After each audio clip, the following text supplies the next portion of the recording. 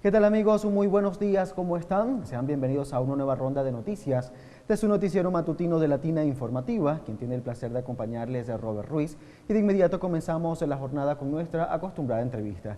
El día de hoy nos acompaña en el estudio la abogada Cristina Coronado, especialista en ciencias penales y además talento también de Latina Televisión. Bienvenida Cristina, gracias por estar con nosotros. Un placer siempre, Robert, estar acá. Saludos a tu magnífica audiencia. Gracias Cristina, porque para mí siempre es un honor tenerte por acá para educar también a nuestra audiencia y para informar acerca de los casos y en el ámbito legal.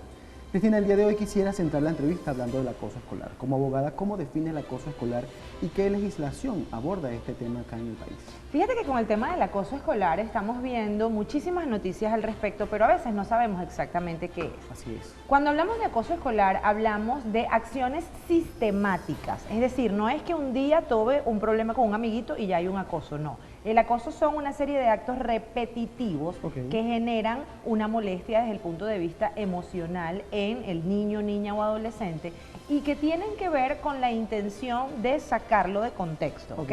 El acoso puede convertirse en una lesión, puede convertirse en una inducción al suicidio y puede transformarse, porque como quiera que se trata de una actuación sistemática, entonces va creciendo. ¿Qué instrumentos legislativos en nuestro país actualmente los están regulando? Bueno, fíjate que actualmente tenemos lo que se denomina en derecho penal normas de derecho penal en blanco, normas de remisión. Tengo que ver de dónde me agarro para poder establecer sanciones debido a que todavía no está en Gaceta Oficial la ley que está promulgando la Asamblea Nacional para el tema del acoso escolar. Sabemos que el año pasado pasó por la primera discusión, se están contemplando algunas penas bien interesantes, algunos mecanismos que habría que analizar desde el punto de vista constitucional, cómo afectarían al grupo familiar, pero todavía no la tenemos. Entonces, lo que tenemos ahorita es Código Penal, Ley Orgánica sobre los Derechos de las Mujeres a una Vida Libre de Violencia, Ley sobre Delitos Informáticos, porque también podemos hablar de ciberacoso en el contexto escolar, y lo que hacemos los juristas es ver en cuál de las leyes penales está descrita la conducta que despliega el niño, niña o adolescente o los representantes, cuidadores o responsables a nivel educativo. Así es, Cristina. Entonces, ¿qué derecho tienen las víctimas del bullying en la ley como tal? Los derechos que tienen todas las víctimas en el Estado venezolano. En primer lugar, desde el punto de vista educativo, el derecho es que se encuentren protegidos por la institución. Como representantes dejamos a nuestros hijos en las instituciones y estamos confiados de que la institución va a velar por ellos. En este sentido, la institución debe contar con un departamento de orientación, un departamento de psicología, un área de quejas constante y un profesor guía de cada uno de los años de las secciones para que verifique qué está pasando. Demostrar la institución que levanta sus actas, que hace las citaciones correspondientes en el caso de alguna controversia entre los alumnos, y evidentemente todo esto implicará una vigilancia tanto del Consejo de Protección de cada municipio como del Ministerio Público, específicamente la Fiscalía, tendentes a la protección penal del niño, niña o adolescente. Es decir, que las instituciones sí tienen responsabilidades en el acoso escolar. Le pregunto porque hace unos días hubo un caso a nivel nacional, específicamente en El Hatillo, donde fue imputada la subdirectora por omisión. En este caso sí es legal. Claro, completamente, porque recuerda que la responsabilidad del cuidado de niños, niñas y adolescentes es una responsabilidad subsidiaria. ¿Qué ocurre con las instituciones educativas? Las instituciones educativas son garantes no solo de la formación, sino del cuidado. Entonces, ¿qué pasa? Si esta situación en particular, igual no es ético hablar de un caso que todavía procesalmente no está cerrado, pero más o menos ya la colectividad venezolana está al tanto de esta situación. Y como siempre digo en mis escenarios, el derecho penal es una forma de control social y nos muestra lo que nos pasaría. Entonces, otros integrantes de otras instituciones educativas que nos estén viendo, bueno, si ven las barbas de su vecino ardiendo, pongan la suya en remojo. ¿Qué ocurre desde el punto de vista de la legalidad de esa imputación? Por supuesto que sí. ¿Por qué? Porque de conformidad con la ley de educación y de conformidad con los demás instrumentos que protegen a los niños, niñas y adolescentes, los docentes y los encargados directivos de entes educativos están allá con una corresponsabilidad. Sin embargo, debemos aclarar una cosa. La responsabilidad se determina personalmente. ¿Cuál fue la omisión, en este caso, de esa docente? El no hacer el llamado correspondiente a las autoridades en su debida oportunidad, porque según tengo entendido esto venía pasando desde hace tiempo. Creo que la abuelita de una de las muchachas estaba quejándose de esto y no le habían prestado mayor atención. Entonces, como tú tienes una serie de pasos que cumplir y no cumpliste, allí pues evidentemente eres imputable por la omisión. Lo que no eres es corresponsable del delito per se. ¿Ok? Tú tienes una responsabilidad personalísima que es la omisión, habrá una sanción específica, disciplinaria, penal, habría que analizar el caso concreto de esta docente y otra cosa es la responsabilidad de las adolescentes. Esto en el caso cuando ya se notifica a la institución, pero cuando hablamos de omisión, ¿qué tan grave es presenciar el abuso y no hacer nada? Peor aún, para mí peor, porque ¿qué ocurre? Si por lo menos la institución educativa se cuidó de levantar un acta, de mandar así sea un mensaje de WhatsApp al representante, fulanito, venga porque tuvimos un problema con su hijo, ya con eso, desde el punto de vista de la prueba electrónica, se cura en salud, Robert. Y en este sentido, cuando tú ves una situación de estas y determinas, porque, ojo, si hay alguien que sabe el estado de peligrosidad de los chamos, son los profesores porque ellos conviven con ellos. Así es. Entonces, si tú como docente estás viendo una situación de esta y no haces nada, allí evidentemente la omisión para mí es agravada, porque ya hubo una situación que pudo haber sido evitada. ¿Existen responsabilidades legales para los agresores aún siendo menores de edad o los padres son responsables? Fíjate que qué pregunta tan interesante. Desde el punto de vista jurídico penal, los adolescentes tienen responsabilidad a partir de los 14 años. En consecuencia, cuando ya un adolescente llega a esa edad, es responsable penalmente. Lo que no es responsable penalmente es o no puede ser tratado, por lo menos hasta ahora, con los instrumentos legislativos que tenemos, como un adulto. ¿Y por qué esto, Robert? Porque todavía el adolescente no está formado desde el punto de vista de lo que es la corteza prefrontal, que es la que nos ayuda con las inhibiciones y el tema de nuestro comportamiento. Él todavía no está formado, todavía no tiene la madurez como para enfrentar la pena de un adulto. Y esto es importante que todos lo sepamos. Pero para responder a tu pregunta, se requiere conocer que los adolescentes pueden ser responsabilizados penalmente, existen instrumentos legales para su persecución y existen centros de reclusión que son tendentes a la protección o al resguardo de estos adolescentes que, ojo, en mi experiencia les puedo decir, son hasta más peligrosos que un centro penitenciario de adultos. ¿Por qué? Porque están llenos de adolescentes, llenos de hormonas, que todavía están inmaduros y que están ahí encerrados. Entonces, esto es lo que debemos evitar. Eso sí llama la atención. Le quería consultar qué tipo de sanciones entonces le aplican a los adolescentes. Dependiendo de la conducta desplegada, tenemos que si se trata de un acoso propiamente dicho y todavía no ha traspasado al mundo de las lesiones, entonces podríamos establecer criterios de persecución penal que ya implica la existencia de un expediente. Por ejemplo, si te quieres sacar una visa americana ya no lo puedes hacer, por ahí. Luego está el tema de sacarte de la institución, es decir, tenerte por ejemplo, en tu hogar con profesores mientras tanto se controla la situación de peligro. Si la cosa es más grave, se te pueden imponer medidas de presentación periódica en un tribunal.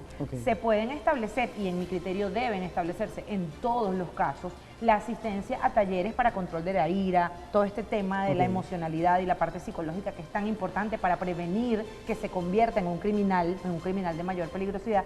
Y si la cuestión ya traspasa a las lesiones o peor aún al homicidio, lamentablemente la privativa de libertad. Entonces, ¿qué recursos legales tienen las víctimas del bullying como tal actualmente? Todos los recursos tienen la posibilidad de denunciar a nivel del Ministerio Público, denunciar en cualquiera de los organismos de investigación penal, solicitarle a las instituciones que denuncien por ellos. Ojo, usted si de repente no puede ir a un organismo, usted tiene una institución y tiene un representante institucional, llámese coordinador, profesor guía, director, subdirector, a quien usted tiene el derecho de exigirle que le represente. Además de ello, el representante legal propiamente dicho, quien también está llamado, porque ojo, que hay casos de muchachitos que llegan a la casa y le dicen, papá, mamá, me pasó esto, y entonces el papá o la mamá irresponsablemente le dicen, si te pegaron, pega tú, y aquí a la casa no me llegues con esos cuentos porque te voy a pegar yo más. Entonces el pobre muchacho lo que queda es, oye, completamente confundido y más desprotegido aún. Así es. Entonces, como abogadas, ¿cómo crees que las instituciones pueden implementar políticas para combatir el bullying? Mira, sin duda creo que las instituciones necesitan concientizar. Casualmente hoy a las 10:30 de la mañana voy a estar en el Colegio Americano en la población de Caudare por una invitación relacionada con algo más o menos parecido a esto, y creo que tanto mi persona como todos los abogados y todos aquellos que tengan conocimiento de esta rama deben coadyuvar gratuitamente a las instituciones para que se concienticen y sepan qué hacer y no hacer, porque es que a veces el desconocimiento hace que la gente incurra en este tipo de delitos. Y además de ello, creo que hay un deber institucional a nivel gubernamental, Robert, de establecer campañas publicitarias, campañas de concientización, charlas obligatorias para las instituciones, para que, mira, esto de la mano de todos lo podamos evitar. No tenemos que esperar que en nuestro país sigan pasando cosas terribles, como ya cada vez vamos viendo que son peores, para venir a hacer una estadística más y bueno, que otros países nos vean como una cantidad de personas desorganizadas desde el punto de vista legal. Así es, desde el punto de vista legal, ¿cómo se maneja entonces el cyberbullying en comparación con el acoso escolar tradicional? Mira, están igual, ¿ok? Y lo peor es que a nivel cibernético son mayores los ataques. ¿Por qué? Porque el creador, el autor de este hecho, pues se considera, si se quiere, protegido por la clandestinidad de la red. Entonces allí el pobre muchachito se siente peor. Se han visto muchísimos casos de videos, bueno, fíjate este caso de las chicas de Latillo, evidentemente se grabó, ahora es una tendencia dejar constancia del contenido que se está haciendo, si sea un contenido ilegal. Entonces todo esto son ciberataques, todo esto tiene que ver con violaciones a lo establecido en la Ley Orgánica contra Delitos Informáticos y desde el punto de vista legal existen penas que son bastante altas para este tipo de delitos, así que la incidencia en esto también implica que los colegios digan teléfonos cero. O sea, el teléfono tiene que ser incautado al momento de la entrada del estudiante y se le devuelve cuando se vaya. El chamo no tiene por qué usar un teléfono durante su hora de clase. Así es, pero cuando el abuso es fuera de la institución es importante grabar para tener como constancia. Es que el tema de la grabación necesitaríamos hacer un programa completo, Robert, porque ¿qué pasa? Constitucionalmente, tú para grabar a otra persona necesitas una autorización de un tribunal porque tú estás violando la privacidad. Si tú y yo estamos hablando aquí, estamos grabados por un programa de televisión, tú y yo sabemos y dimos una autorización para eso. Pero si yo estoy en privado contigo, ¿por qué tú vas a grabar algo que yo te diga o algo que yo haga si yo no lo autoricé? Así es. Entonces, cuando pretendemos utilizar esas pruebas en un juicio, eso un buen abogado defensor lo va a rebatir, porque no tiene una autorización constitucional. Sin embargo, y no escapo de esta realidad, se ha utilizado la inmediatez de la grabación como para hacer persecución de hechos punibles. De hecho, el fiscal general de la República, cuando algo es de mucha notoriedad pública, cuando algo ha sido retuiteado o enviado muchas veces, pues le pone el ojo. Entonces, esta ha sido la parte positiva de esto. ¿Qué considero yo?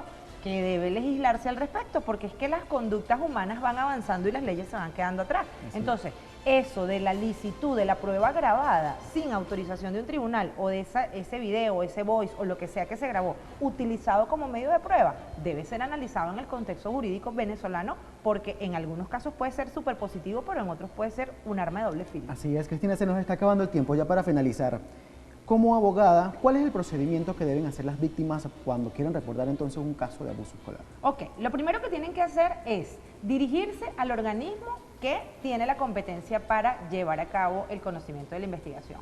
Si es en una institución escolar, debe hacerlo en la coordinación.